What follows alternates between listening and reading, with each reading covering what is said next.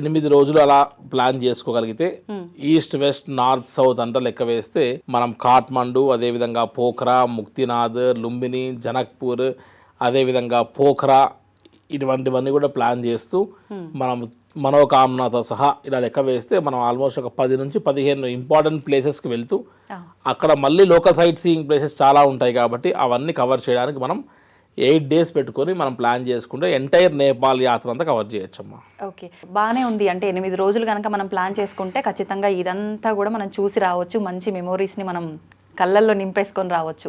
కానీ చాలామంది ఆలోచిస్తారు, మరి ఇలాంటి ఒక ప్లేసెస్కి వెళ్ళాలంటే ఏజ్ లిమిట్ ఏమైనా ఉంటుందా, అన్ని వయసుల వాళ్ళు వెళ్ళొచ్చా, వాళ్ళ వయసును బట్టి అక్కడ వాతావరణం సహకరిస్తుందా లేదా, ఇలాంటి సందేహాలు ఉంటాయి. అసలు ఏ ఏజ్ లిమిట్ వాళ్ళు వెళ్ళొచ్చండి? అమ్మ, సహజంగా నేపాల్ ముక్తినాథ్ యాత్రకి ఎక్కడ కూడా మనకు వీసానే లేదని చెప్పాం. అవును. సో ఎక్కడ వీసాలే అవసరం పడినప్పుడు ఎక్కడ కూడా ఏజ్ లిమిట్ కానీ రిస్ట్రిక్షన్స్ లాంటివి కానీ ఏమీ ఉండవు.